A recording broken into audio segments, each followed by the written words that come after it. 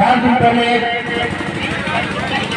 माँ उदय देवता जी उनके हृदय सत्य नमन करते हुए और यहाँ पे उपस्थित मेरे सामने सभी राजे महाराजे देवी वीरांगनाओं को भी सादर सभी लोग उदास करते हुए और मन पे बैठे हुए हमारे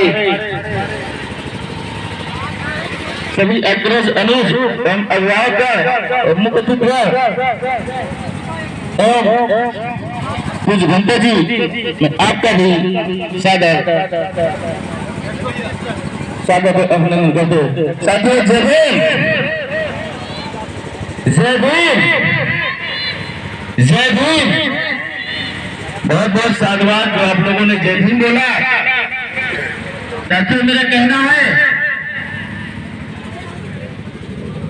भाई थोड़ा दिखा दो यार। हाँ कि जुर्म के साए में लब खोलेगा कौन।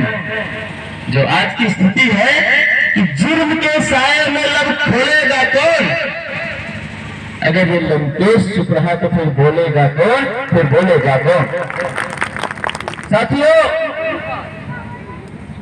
सन 1857 में अभी आप लोगों ने बताया कि हमारी जो बहुजन समाज की जो बेटियां हैं, ये बहुजन समाज की जो नारियां हैं, ये किसी पुरुषों से कम नहीं है।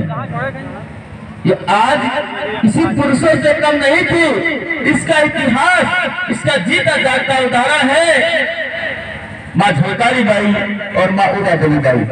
लेकिन आज हम पुरुष लोग नारियों को सिर्फ गुलाम बनाकर रखा है, सिर्फ कपड़ा धोने, खाना बनाने, और वो भी उनकी भी आदत हो गई है किसी चूल्हा चौका बर्तन तक सीमित रह गया है। लेकिन आज आपको आगे निकलना होगा, क्योंकि हमारा जो पुरुष वर्ग है हमेशा आगे निकल के आया है। और इसीलिए आज हमारी जो माँ बहन के साथ जोर जबरदस्ती होती है, जाती होती है, इज्जत आबरू को बनाती है,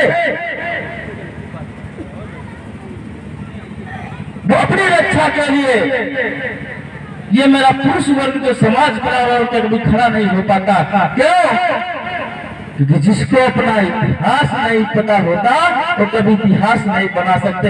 उनकी अपनी ताकत भूल गई है कि एक भी वीरांगना उदय देवी पाटिल 36 अंग्रेजों को मार के गिरा देती है तो 2-4 गुंडों को मुकाबला करने में आप कम नहीं है, आपकी भी ताकत है। और ये मेरा जो भाई जिनको मैं अपने संबोधन में राजा रजवाड़े और गिराए बोला है, ये जो हमारा तीसरा बिंदु है एकदम सटीक बैठता है। कभी ये अपने हुए सल्तनत के बादशाह हुआ करते थे, अपने हुए राजा महाराजा हुआ करते थे, और इनकी दशा आज क्या है, जो कभी राजा बनते थे वो आज हाथ पसार कर मांगने वाला समाज बन गया है। ये